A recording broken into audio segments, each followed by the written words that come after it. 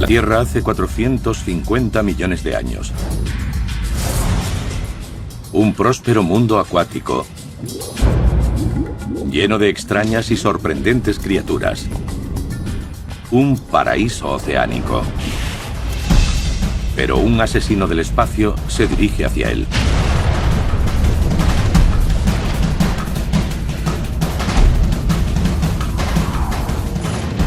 A lo largo de la historia de la Tierra, una serie de sucesos catastróficos han provocado numerosas extinciones en masa.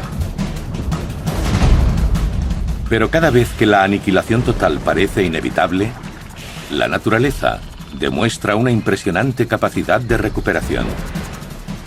Las extinciones en masa son una parte brutal de nuestro pasado y posiblemente de nuestro futuro. Pero ¿quién vivirá y quién morirá?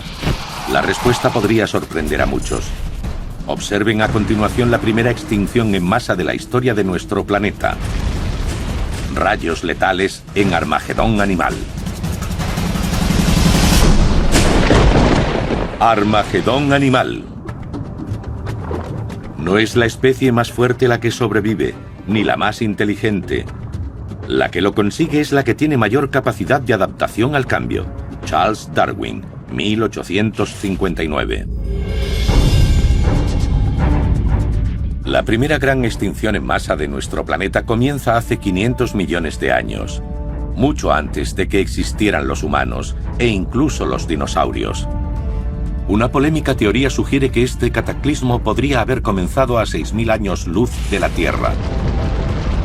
Una estrella agonizante en la Vía Láctea implosiona y se convierte en supernova.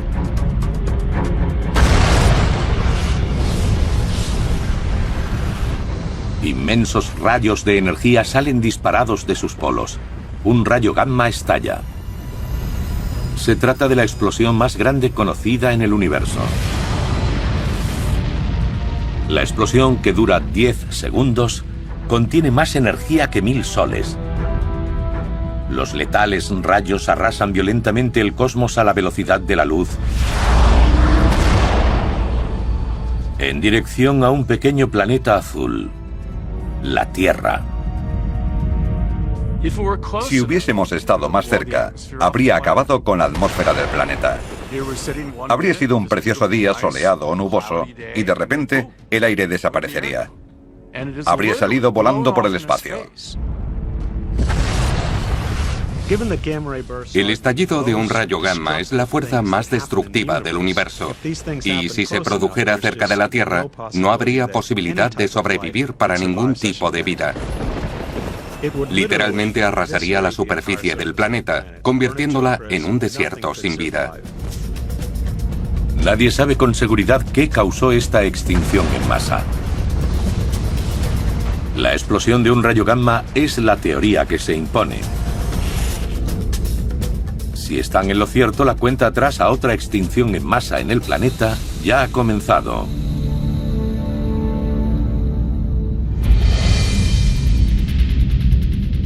A miles de años luz de los letales rayos, la Tierra orbita tranquilamente, inconsciente de su inevitable destino.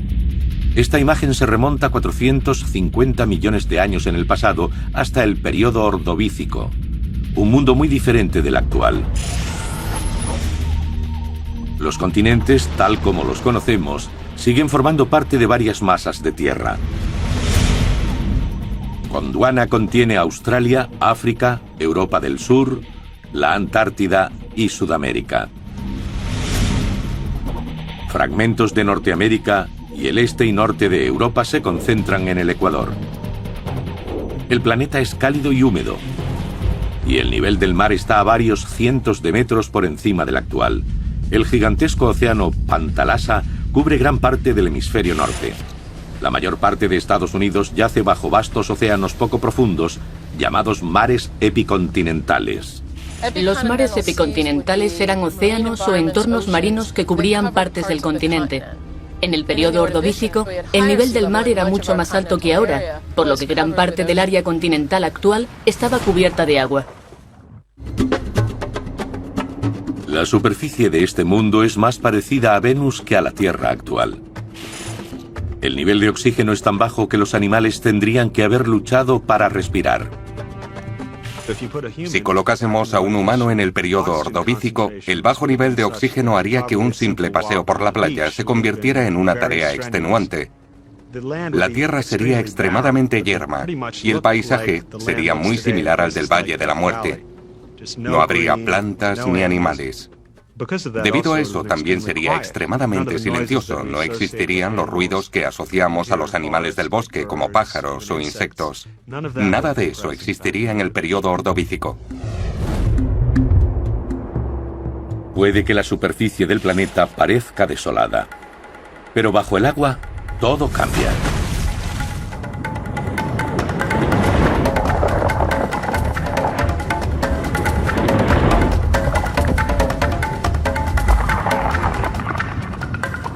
Este rico paisaje marino será un día un desierto bajo los neones de Las Vegas.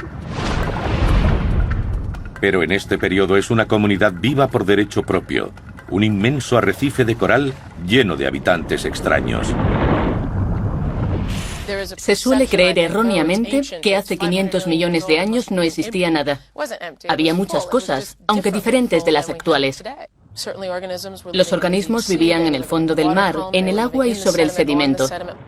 Gran parte del oeste de Estados Unidos era un hábitat submarino poco profundo, y en el centro del país, como en Cincinnati y parte de los Apalaches, los hábitats eran muy distintos a los actuales.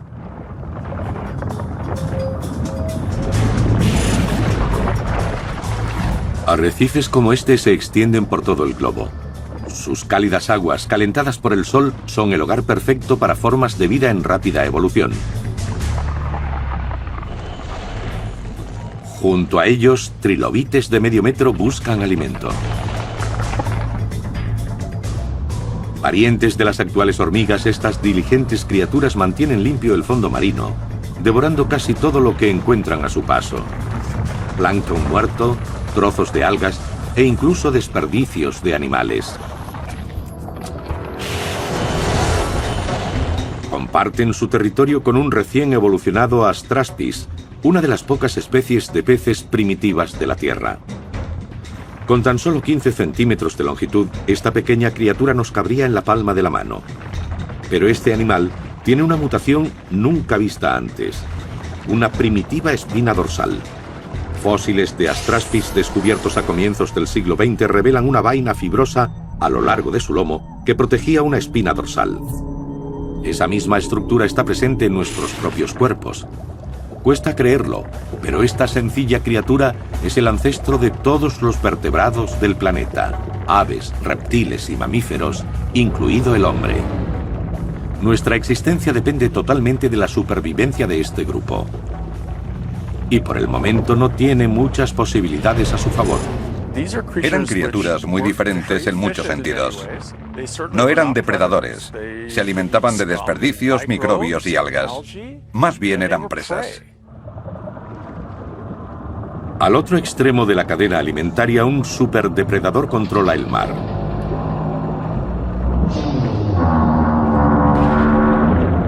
Un asesino implacable temido por todos. El ortoceras. Se trata de carnívoros insaciables que nunca tienen suficiente carne. Encontrarse con un ejemplar de casi 4 metros debía ser temible.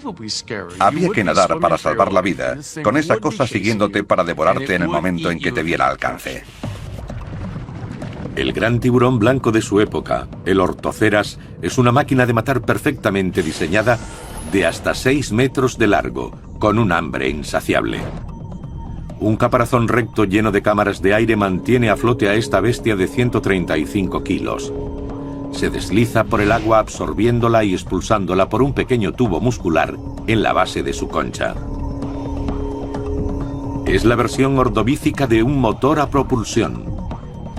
Por ese motivo, los ortoceras nadan mejor hacia atrás. Tenían un sistema de propulsión a chorro, así que no nada constantemente como un pez, sino que va impulsándose. Si uno se encontrara de frente con un ortoceras, solo le vería la parte de atrás de la concha. Tendría que rodearlo para ver la cabeza y los tentáculos. A pesar de que los ortoceras tienen el poder supremo, existe competitividad.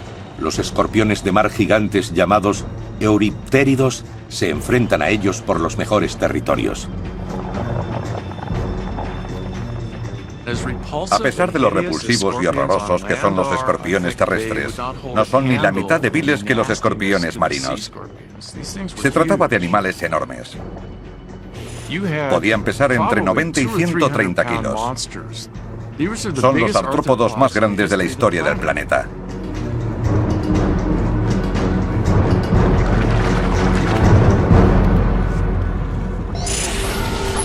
Los euriptéridos son enormes, con 2 metros de largo y tan pesados como un hombre muy fornido. Sus patas, llamadas quelíceros, están cubiertas de espinas. Las 2 últimas son planas y forman una especie de aleta que les permite nadar.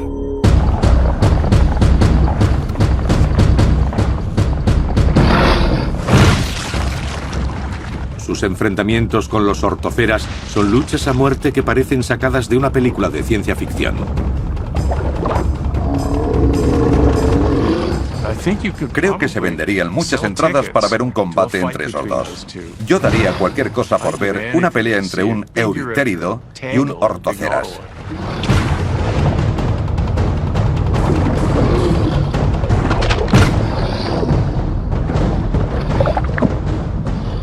Pero todo está a punto de cambiar. Para siempre.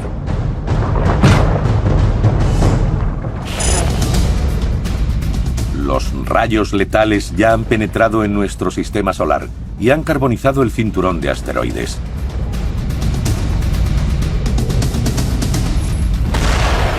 El hecho de que la explosión de un rayo gamma alcance la Tierra es tan extraño que los científicos creen que solo pasa una vez cada 500 millones de años.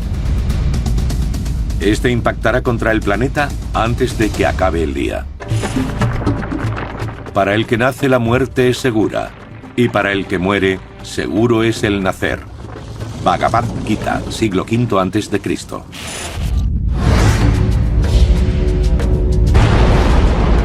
Una polémica teoría propugna que el estallido de un rayo gamma pudo haber alcanzado nuestro planeta hace 450 millones de años, alterando para siempre el destino de la vida en la Tierra. Los rayos gamma, una forma de radiación electromagnética como los rayos X, son catastróficos. Viajando a la velocidad de la luz, tardan pocas horas en atravesar el sistema solar. Nada puede advertir a las criaturas que habitan la Tierra.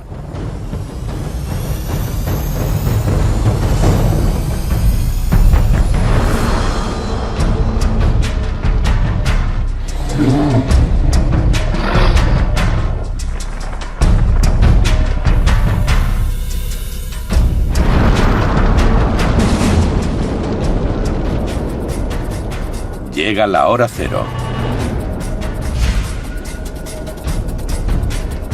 El rayo gamma arrasa las capas superiores de la atmósfera con una fuerza astronómica.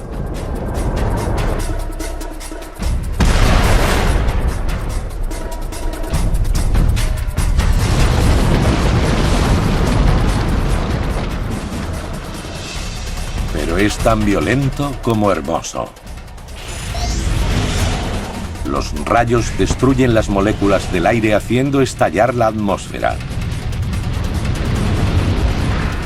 Pongamos como ejemplo todo el arsenal nuclear de Estados Unidos y Rusia. Si hiciésemos estallar todas esas bombas simultáneamente, la cantidad de energía liberada sería como una gota de agua en un cubo, en comparación con la del estallido de un rayo gamma. Solo 10 segundos después de su comienzo, el espectáculo de luz da paso a una escalofriante calma. Es pleno día, pero aparece un extraño compañero junto a nuestro Sol. Se trata de los restos ardientes de la supernova, una nueva luz en el cielo que parpadea durante unos meses para luego desaparecer. Sin animales terrestres, el espectáculo de luces pasa desapercibido. Un impresionante despliegue para un teatro vacío. La vida parece volver a la normalidad. Pero el futuro de todas las especies, desde el insecto más pequeño hasta el ser humano, pende de un hilo.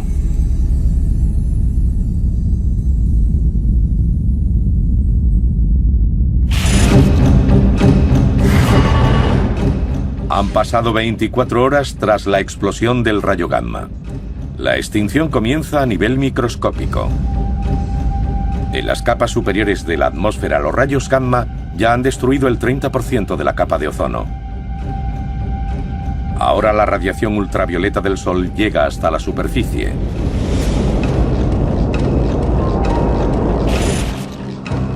La luz es insoportablemente intensa, 50 veces más que en el desierto del Sáhara. Si la explosión de un rayo gamma alcanzara la Tierra, los salones de bronceado se quedarían sin trabajo. Todo lo que hay sobre la superficie del planeta acabaría frito. Invisibles al ojo humano, el plancton del planeta, los animales microscópicos y las plantas que flotan cerca de la superficie del océano serían los primeros en sufrir los efectos. Si cogiésemos una gota de agua de mar y la pusiésemos en un portamuestras para verla en el microscopio, comprobaríamos que está llena de cosas diminutas de las que se alimentan seres más grandes. El Sol abrasa la mayor parte de estos organismos. Y la base de la cadena alimentaria es destruida. Si se elimina el fitoplancton, el efecto más inmediato se produce en aquellos animales que se alimentan de él, en su mayoría pequeños, como los artrópodos. La falta de comida se suma a los estragos que provoca la fuerte luz del sol en los animales que se alimentan de plancton. La superficie del agua solía ser zona de cría para muchas especies de trilobites, pero las larvas no pueden sobrevivir bajo los abrasadores rayos ultravioletas. Es como una bomba atómica. La radiación no puede verse, pero sí sentirse. Uno no sabe qué pasa, está en el aire. Con la muerte de muchos de los corales y animales, la cadena empezaría a destruirse, provocando un efecto dominó.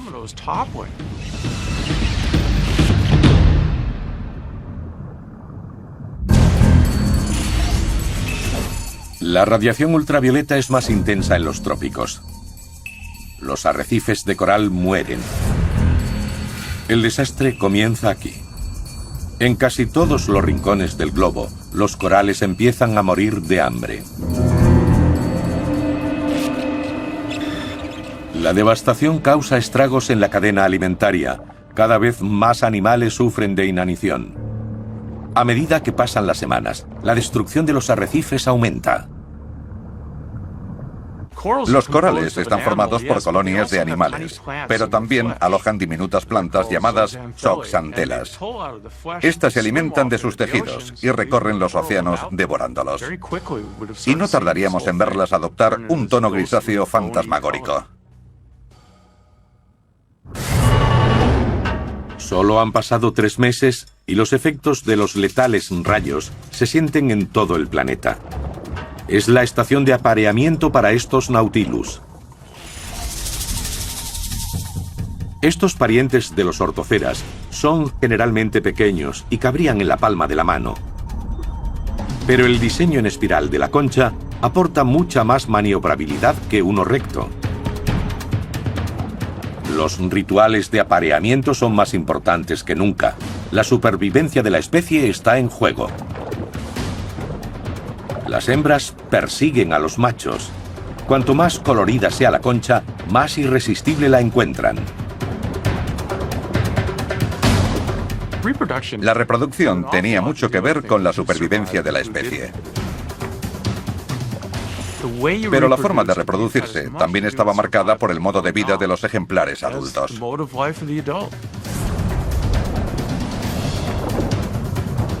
Puede que el mundo se derrumbe a su alrededor, pero esta hembra está dispuesta a asegurar el futuro de su descendencia. Incubará sus huevos durante los próximos 8 meses. Solo el tiempo dirá si sus esfuerzos son en vano. Con la base de la cadena alimentaria diezmada, la hambruna global se extiende, precipitando la muerte de los más débiles. En el actual sur de México, los depredadores como los euriptéridos recurren a medidas extraordinarias para sobrevivir. Normalmente no les merecería la pena cazar astraspis, pero el hambre los empuja a devorar cualquier cosa que encuentran a su paso. Incluso cadáveres de ortoceras. Los grandes carnívoros que comen animales vivos y muertos son los últimos en darse cuenta de que sucede algo extraño. Pero con el tiempo acaban muriendo también, porque la ruptura de la cadena alimentaria afecta a todo el ecosistema.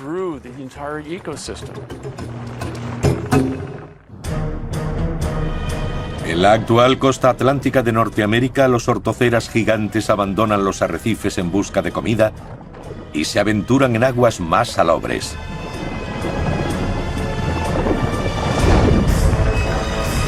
Pero este es el territorio de los euriptéridos. Con la invasión de ortoceras, los antiguos enfrentamientos resurgen.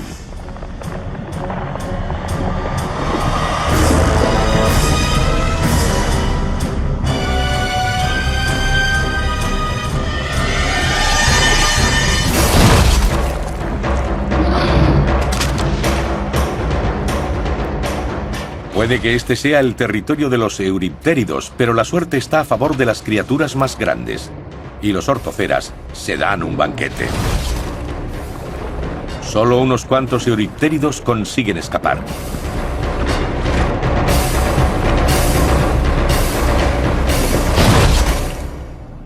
El hambre es inevitable, incluso para los más poderosos. A medida que se intensifica el apocalipsis del rayo gamma, la extinción amenaza a todas las especies.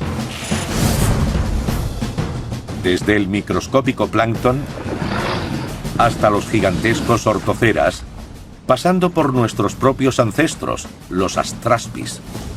Si no sobreviven, ¿habrá futuro para alguien?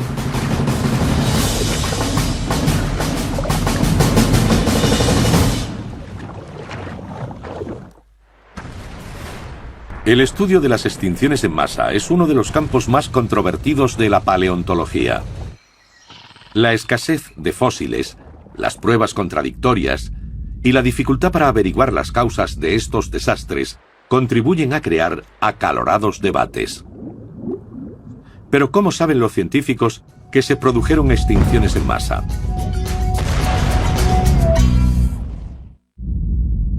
¿Cómo saben los científicos que hubo extinciones en masa en el pasado? La misma Tierra tiene la clave. A medida que los geólogos empezaban a coleccionar fósiles, empezaron a darse cuenta de que estaban presentes en grupos de rocas específicos. Pero en algunas capas desaparecían por completo. Lo que estos primeros geólogos descubrieron fue una prueba de una extinción en masa. Los científicos actuales continúan su legado examinando formaciones rocosas de todo el mundo en busca de pistas de la verdadera naturaleza de estas catástrofes épicas. En los desiertos del oeste de Estados Unidos, las formaciones rocosas que una vez formaron el lecho marino ordovícico contienen miles de animales fosilizados. Estas rocas contienen todos los datos de la extinción.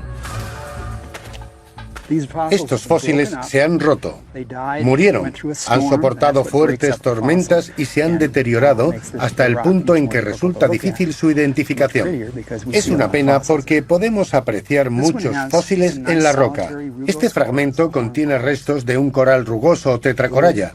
Estos pequeños círculos con el agujero en medio son tallos de crinoideos, unos animales que vivían en el fondo marino, equinodermos emparentados con la estrella de mar.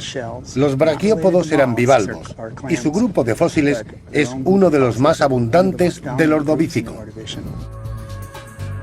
Así es como los científicos actuales desvelan el misterio de la extinción en masa.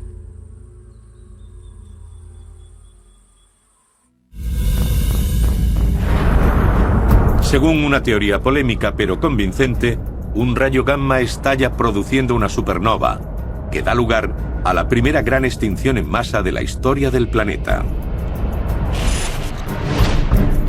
Los rayos provocan una terrible reacción en cadena, que amenaza a la vida en la Tierra, la presente y la futura. 8 meses después del desastre, el mundo ha cambiado radicalmente. Las moléculas de la atmósfera giran en torno al globo creando una tóxica mezcla de gases.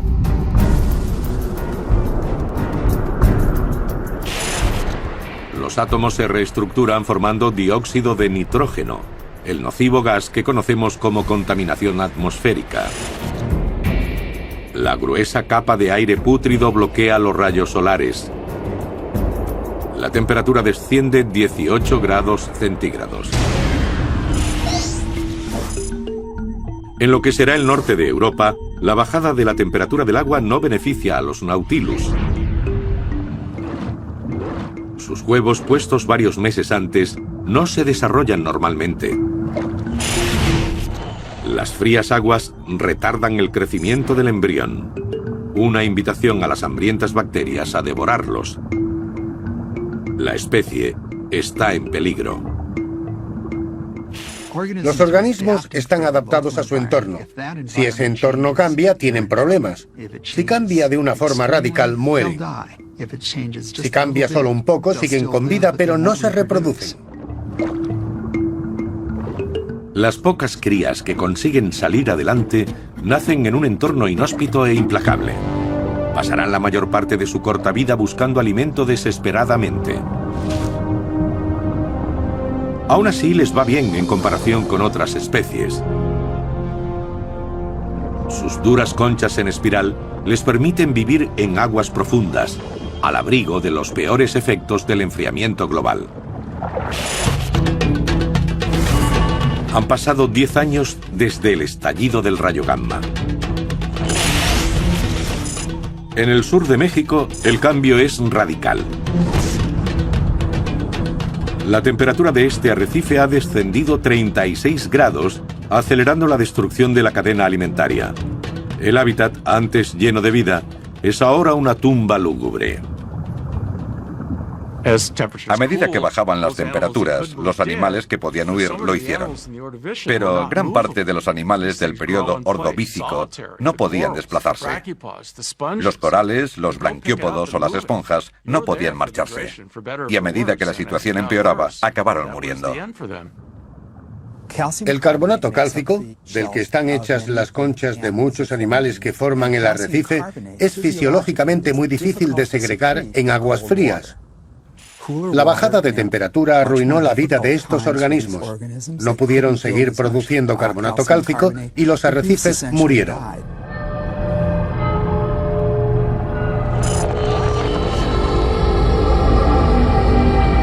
Este es otro de los catastróficos efectos secundarios del enfriamiento global. Un clima letal e impredecible. Las condiciones meteorológicas eran increíblemente inestables. Por primera vez en millones de años, se producen grandes variaciones en la temperatura que originan fuertes corrientes oceánicas, que a su vez hacen empeorar el clima.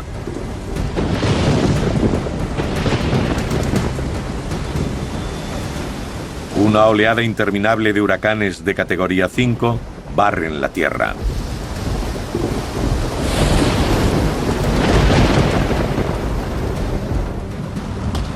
Los debilitados animales de los arrecifes son golpeados contra las rocas.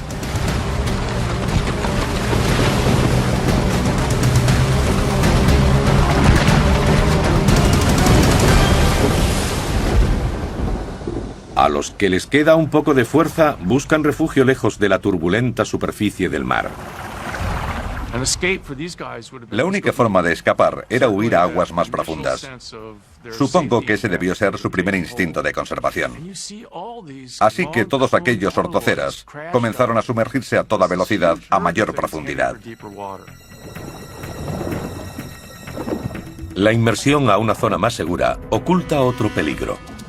La presión es demasiado grande para sus conchas rectas.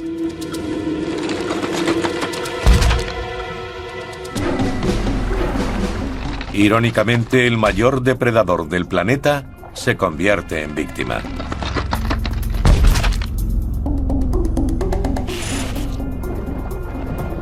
Sus parientes, los Nautilus, cuentan con conchas más resistentes y pueden esperar a que pase la tormenta en aguas más profundas y estables.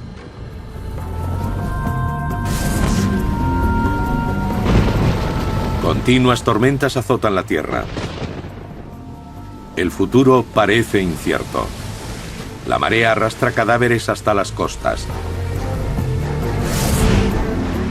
Sin animales terrestres que los devoren, sus cuerpos se apilan por miles como víctimas de una guerra.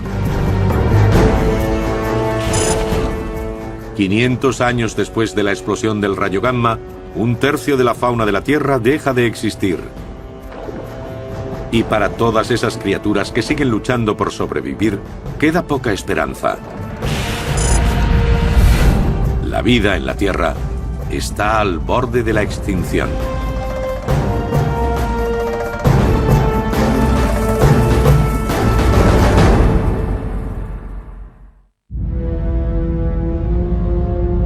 Hace 450 millones de años, la Tierra vivió su primera extinción en masa. Una controvertida teoría sostiene que la explosión de un rayo gamma alcanzó la Tierra, destrozando nuestra atmósfera y dañando la capa de ozono.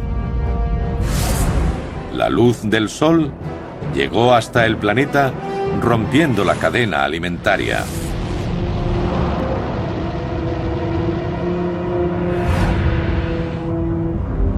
Los animales morían de hambre.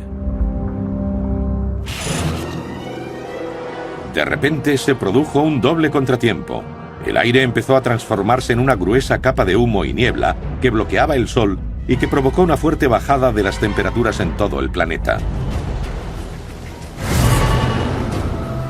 150.000 años después del impacto de los letales rayos, la vida en la Tierra está completamente destrozada.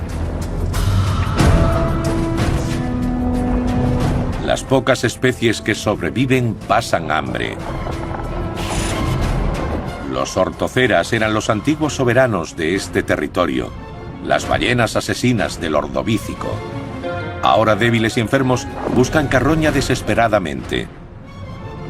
Para ellos, el mundo es muy diferente. Año tras año el planeta se enfría cada vez más.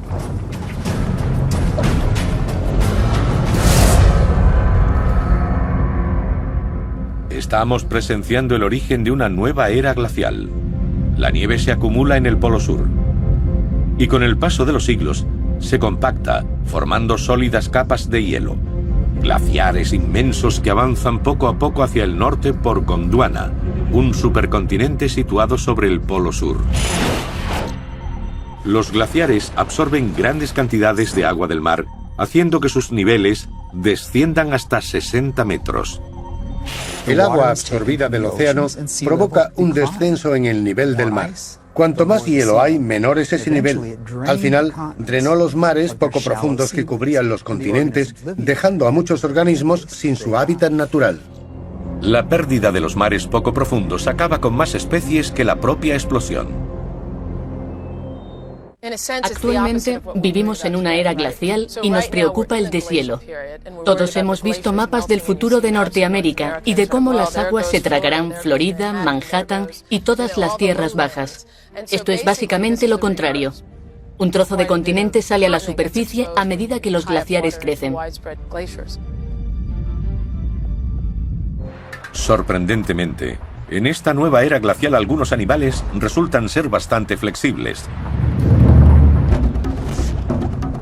Nuestro ancestro, el Astraspis, sigue viviendo en los mares poco profundos.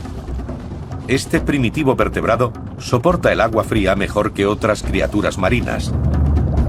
Pero la clave de su supervivencia es su voracidad, que le permite comer cualquier cosa disponible. Los más selectivos a la hora de comer tienen problemas. En situaciones así, hay que comer cualquier cosa disponible. Si la presa de un carnívoro específicamente adaptado desaparece, este no tarda en extinguirse. El Astraspis se adapta e incluso prospera en la adversidad. Y pronto toda una nueva variedad de peces comienza a evolucionar. En estas nuevas especies, los huesos y músculos que forman las agallas adoptan una nueva función: clasificar y mover grandes trozos de comida por la garganta. Toda mandíbula del mundo vertebrado, ya sea para masticar alimentos, morder presas o hablar, es el resultado de esta impresionante forma de adaptación. Otro de los animales que persevera es el euriptérido. Este depredador también se adaptó a la reducción de los niveles marinos y consiguió sobrevivir ocupando el nicho de los ortoceras en la cadena alimentaria. Una de las claves de su supervivencia reside en su tamaño. Al ser más pequeños que los ortoceras, necesitan menos comida. En las costas de todo el mundo, la bajada del nivel del mar crea paisajes extraños. Los esqueletos de los arrecifes coralinos sobresalen en la superficie. Allí donde antes reinaban los ortoceras, hay ahora un puñado de precavidos supervivientes que buscan carroña en un entorno yermo. Muchas plantas y animales están tan adaptadas a su entorno que el mínimo enfriamiento, especialmente en el caso de las criaturas tropicales, es una sentencia de muerte. Si cogiéramos una gran jarra de cristal y metiésemos en ella una isla de Hawái para enfriarla durante meses, al cabo del tiempo no habría vida. A medida que los glaciares se abren camino por los subtrópicos, empiezan a aparecer grandes icebergs. Bajo la superficie, amenazan con destruir todo a su paso.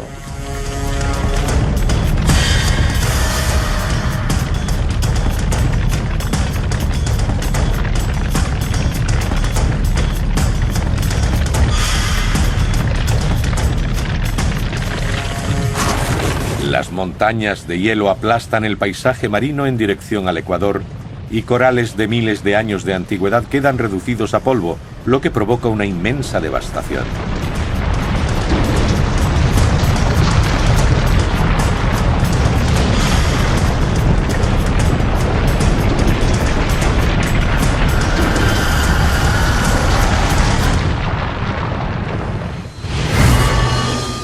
Un cuarto de millón de años tras el comienzo de la extinción, el nivel del mar sigue bajando. Y miles de kilómetros cuadrados de hábitat submarino quedan expuestos a las duras condiciones de la superficie. El sol, el viento y la lluvia erosionan los arrecifes, transformándolos en grandes desiertos baldíos. Año tras año, la vida se retira junto con el océano, concentrándose en zonas cada vez más pequeñas. Se trataba de una migración forzada, y podía ser a un lugar mejor o no. La temperatura del agua y las corrientes submarinas habían cambiado. Las condiciones del mundo tropical pasaron a ser más bien templadas y luego frías, y todo ello contribuyó a la extinción. La explosión de una supernova causa estragos en el planeta Tierra, pero la extinción en masa aún no ha terminado.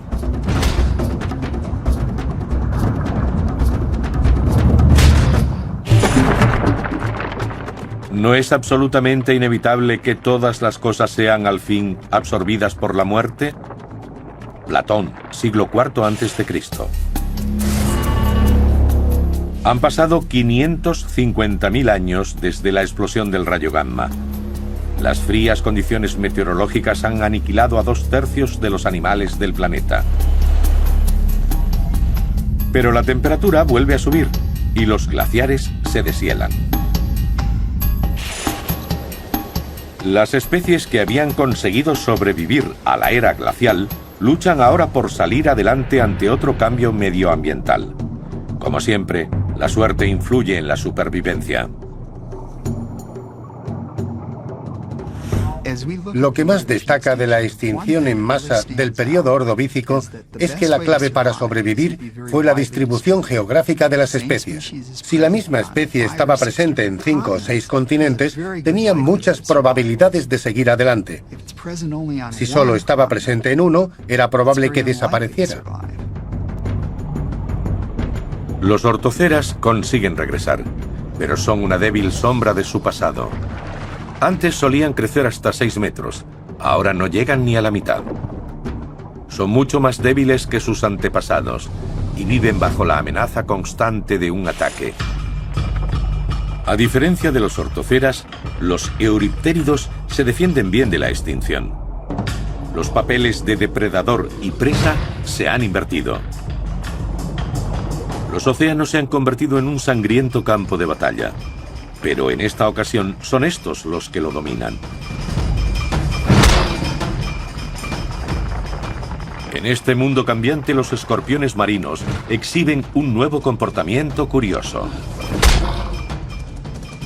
Cuando matan, arrastran el cadáver hacia la orilla.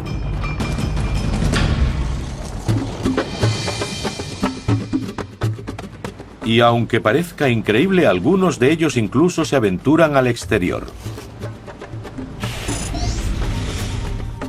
Es posible que el cambio en el nivel del mar haya acelerado el proceso evolutivo de los pulmones laminares, como los de los insectos actuales. En el abdomen de los euriptéridos hay montones de bolsas de aire organizadas como las páginas de un libro. La sangre del escorpión circula a través del tejido, absorbiendo el oxígeno del aire. Una adaptación sorprendente nacida del instinto de conservación. Una extinción en masa es como el fertilizante de un jardín recién plantado. Crecen muchas cosas. Algunas las esperamos y otras son totalmente nuevas. Si la extinción en masa no hubiese tenido lugar, las especies de animales y plantas que existen actualmente en el planeta serían muy diferentes. Pero en estas mismas aguas empieza a aparecer otro rasgo evolutivo sorprendente. Una especie de pez, pariente de las traspis, ha desarrollado una característica única: las mandíbulas móviles. Se denominan acantodios y acuden en masa allí donde hay un cadáver. Su nueva adaptación les permite mordisquear la carne de las presas en vez de esperar a que los trozos se desprendan. Desde sus humildes orígenes como roedores de algas, estos peces suben cada vez más escalones en la cadena alimentaria. La extinción en masa ha transformado a ganadores en perdedores, a presas en depredadores. Los papeles son diferentes, pero el ciclo de vida y muerte continúa. La vida continúa. Hay un momento para todo y para cada cosa bajo el sol. Un tiempo para nacer y un tiempo para morir. Un tiempo para matar y un tiempo para curar. Eclesiastés, siglo III a.C. Han pasado 700.000 años desde que los letales rayos cósmicos provocaron la primera extinción en masa del planeta.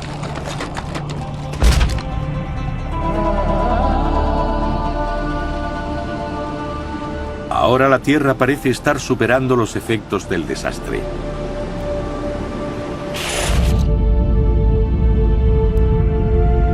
Despierta de su frío letargo.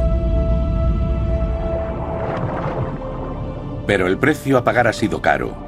Los sistemas de arrecifes coralinos de los mares poco profundos han sufrido enormemente. Los arrecifes siempre son los peor parados cuando sucede una extinción en masa. Los organismos que los conforman son muy sensibles y tienen una capacidad muy limitada para sobrevivir en condiciones adversas. Más del 70% de las especies jamás volverán a ser vistas. Actualmente existe alrededor de 1 millón de especies y, por tanto, si desapareciera el 70% de ellas, unas 700.000 especies actuales se extinguirían en un corto periodo de tiempo. Pero la Tierra es sorprendentemente flexible y la vida vuelve a prosperar. En el siguiente capítulo de su historia, llamado Silúrico, nuevas especies repueblan los vacíos océanos.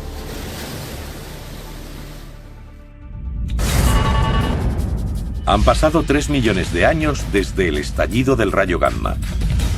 La Tierra vuelve a tener un clima tropical.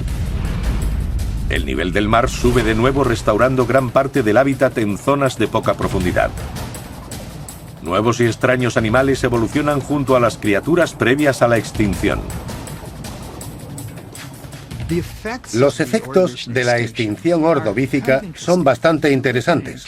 En cuanto a cambios ecológicos, es probablemente la menos efectiva de las 5 grandes extinciones de la historia de la Tierra. Muchos animales desaparecieron, pero la diversidad y la cantidad de organismos diferentes que aparecieron tras ella es prácticamente equivalente. En mar abierto, los peces con mandíbula, como los acantodios, nadan junto a especies más primitivas, sus parientes, los astraspis, que no tienen mandíbula. Incluso empiezan a invadir los lagos y ríos de agua dulce. Los peces, antes extraños e inferiores, dominan ahora los mares. Todos los que conocemos en la actualidad, siluros, peces espada, gobios, tiburones, descienden de estos animales. A medida que pasan los siglos, nuevas variedades se extienden de polo a polo sin ser conscientes de lo que sufrieron sus antepasados ni de lo frágil que es en realidad su mundo. Nuevos y temibles depredadores los esperan en estos hábitats, incluido un supereuriptérido. Sin más ortoceras que controlen la población, los escorpiones marinos han evolucionado hasta convertirse en grandes monstruos. Este animal gigantesco del tamaño de un cocodrilo es el depredador más temido del periodo silúrico. Sus pinzas tenían extensiones como agujas para sujetar mejor a sus presas, desgarrarlas o ensartarlas. Contaban con fuertes mandíbulas y probablemente eran capaces de nadar a gran velocidad. Pero lo más terrible es que eran enormes. Los bancos de peces son presa fácil para estas bestias, capaces de atacar a la impactante velocidad de 2,5 metros por segundo.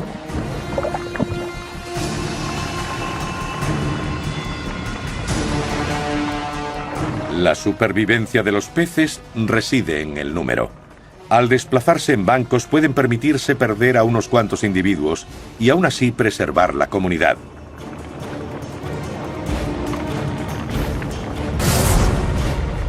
La vida en el Silúrico continúa su radical avance hacia nuevos hábitats.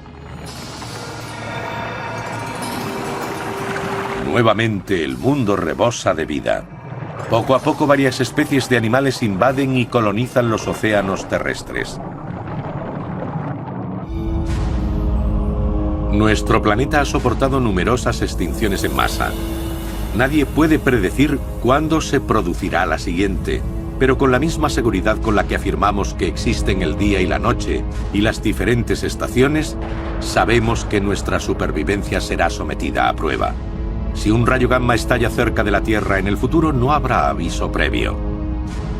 De hecho, los letales rayos podrían estar ya en camino.